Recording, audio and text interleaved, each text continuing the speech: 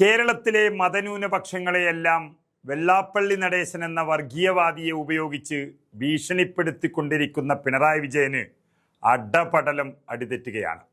നിയമസഭാ തെരഞ്ഞെടുപ്പ് അടുത്തുവന്ന ഈ സാഹചര്യത്തിൽ കേരളത്തിലെ 50% വരുന്ന മുസ്ലിം ക്രൈസ്തവ മതവിഭാഗങ്ങൾ പൂർണ്ണമായും എതിരായി മാറിയിരിക്കുന്നു. അതിൽ മുസ്ലിങ്ങളെ തിരിച്ചു കൊണ്ടുവരാൻ കഴിയില്ല എന്നുറപ്പിച്ച ഒരു സാഹചര്യമാണുള്ളത്. അപ്പോൾ ക്രൈസ്തവരെ പഴയ ഒരു റിപ്പോർട്ടും കാണിച്ച് കൂടെ കൂട്ടാം എന്നാണ് പിണറായി വിജയൻ കരുതിയത്. എന്നാൽ പാർട്ടി ഗ്രാമങ്ങളിലെ കമ്മ്യൂണിസ്റ്റുകാരെ പറ്റിക്കുന്നത് പോലെ ക്രൈസ്തവ മേലധ്യക്ഷന്മാരെ പറ്റിക്കാൻ കഴിയില്ല എന്ന് മുഖ്യമന്ത്രി പിണറായി വിജയൻ ഇപ്പോൾ ബോധ്യപ്പെട്ടിരിക്കുന്നു. ഒരു JB കോശി കമ്മീഷൻ റിപ്പോർട്ട് വന്നിട്ടും 3 വർഷത്തിനടുത്തായി അതിന്മേൽ കയറി അടയിരുന്നിട്ട് ഇപ്പോഴാണ് മതമേലധ്യക്ഷന്മാരെയും ക്രൈസ്തവ വിശ്വാസികളെയും പറ്റിക്കാൻ സർക്കാർ ഇറങ്ങി പുറപ്പെട്ടിരിക്കുന്നത്. അതോടെ സഭകൾ ഒന്നാകെ ഇളകി. കേരളത്തിലെ ക്രൈസ്തവ ന്യൂനപക്ഷം വെറും പോഴന്മാരാണെന്നുള്ള ചിന്ത വേണ്ട എന്നാണ് സഭ ഇപ്പോൾ അറിയിച്ചിരിക്കുന്നത്. സഭ ഒന്നിനും കൊള്ളില്ല എന്നുള്ള മട്ടിലാണ് JB കോശി കമ്മീഷൻ റിപ്പോർട്ടിനെ കുറിച്ച് മുഖ്യമന്ത്രി ഫേസ്ബുക്കിൽ കുറിച്ചതും ഇന്നലെ വാർത്താ സമ്മേളനത്തിൽ വിശദീകരിച്ചതുമെന്നാണ് സഭയുടെ മുഖപത്രമായ ദീപികയുടെ മുഖപ്രസംഗത്തിൽ തുറന്നടിച്ചത്. സംസ്ഥാനത്തെ ക്രൈസ്തവരുടെ വിദ്യാഭ്യാസ, സാമ്പത്തിക പിന്നോക്കാവസ്ഥ, ക്ഷേമം എന്നിവ സംബന്ധിച്ച പ്രശ്നങ്ങൾ പഠിച്ച് 2023 മെയ് 17 സമർപ്പിച്ച റിപ്പോർട്ട് അത് പുറത്തുവിടുമെന്നും നടപ്പാക്കണമെന്നും ആവശ്യപ്പെടാൻ തുടങ്ങിയിട്ട് 2.5 വർഷത്തിലേറെയായി. ഇതുവരെ അതിനെ തൊട്ടില്ല.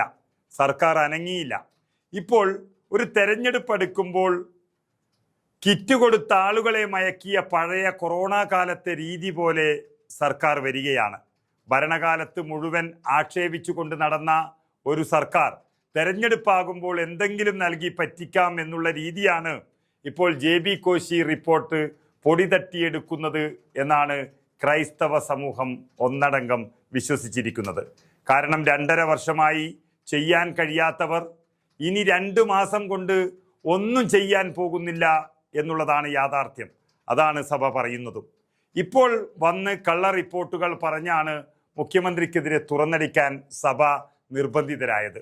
സത്യത്തിൽ മുഖ്യമന്ത്രിയെ പരിഹസിച്ച് വിടുകയാണ് ക്രൈസ്തവ സഭ. അതായത് ഈ റിപ്പോർട്ടിലെ ശുപാർശകളിലേറെയും നടപ്പിലാക്കി കഴിഞ്ഞുവെന്നും ബാക്കി ഉടനെ ശരിയാക്കാം എന്നുമാണ് മുഖ്യമന്ത്രി പറഞ്ഞത്. എന്നാൽ അതിദാരിദ്ര്യം തുടച്ചു നീക്കിയതിനേക്കാൾ ലാഘവത്തോടെ ഒരു ക്രിസ്ത്യാനി പോലും അറിയാതെ ഈ JB കോശി കമ്മീഷൻ റിപ്പോർട്ടിലെ ശുപാർശകളിലേറെയും നടപ്പിലാക്കി കഴിഞ്ഞത് ആരും അറിഞ്ഞിട്ടില്ല. സാർ, ഇനിയെങ്കിലും ആ റിപ്പോർട്ടൊന്ന് പുറത്തുവിടണം. ഈ സമുദായം എത്ര ശ്രമിച്ചിട്ടും കണ്ടെത്താനാകാത്ത ആനുകൂല്യങ്ങൾ തിരിച്ചറിഞ്ഞ് ഒരു നന്ദി പറയാനാണ് എന്നുള്ളതാണ് മുഖപ്രസംഗത്തിൽ പരിഹസിക്കുന്നത്. അതായത് 2020 നവംബർ 5 ജസ്റ്റിസ് JB കോശി കമ്മീഷനെ 1ാം പിണറായി സർക്കാർ നിയമിച്ചത്.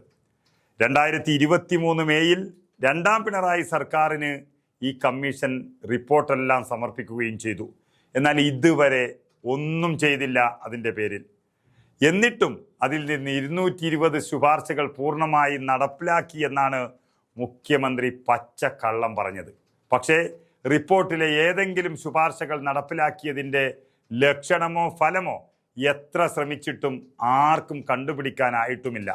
അപ്പോൾ തന്നെ മുഖ്യമന്ത്രിയുടെ കള്ളം അവിടെ പൊളിഞ്ഞു. ഏതൊക്കെ ശുപാർശകൾ എപ്പോൾ എവിടെ എങ്ങനെ നടപ്പിലാക്കി എന്നറിയാനുള്ള അവകാശം ക്രൈസ്തവ സമൂഹത്തിനുണ്ടെന്നും അത് കൈവെടിയില്ലെന്നും മുഖപ്രസംഗത്തിൽ മുന്നറിയിപ്പ് നൽകുകയാണ് ക്രൈസ്തവ സഭ. അതായത് ശബരിമല ശ്രീ അയ്യപ്പൻ്റെ സ്വർണം കവർന്നുകൊണ്ട് ഹൈന്ദവ വിശ്വാസികളെ മുഴുവൻ സങ്കടത്തിലാക്കിയ പിണറായി സർക്കാർ അതുപോലെ തന്നെ വെള്ളാപ്പള്ളിയെ കൊണ്ട് മുസ്ലിങ്ങളെ മുഴുവൻ പുലഭ്യം പറയിച്ച് ആ മുസ്ലിങ്ങളെയും പൂർണ്ണമായും എതിരാക്കി. ഇപ്പോഴിതാ ക്രൈസ്തവരെയും നൈസായി പറ്റിക്കാൻ ശ്രമിച്ചതോടെ അവരും കണക്കിന് കൊടുത്തു. ചുരുക്കി പറഞ്ഞാൽ എല്ലാ നീക്കവും പാളി ഒരൊറ്റപ്പെട്ട അവസ്ഥയാണ് മുഖ്യമന്ത്രി പിണറായി വിജയൻ്റേത്.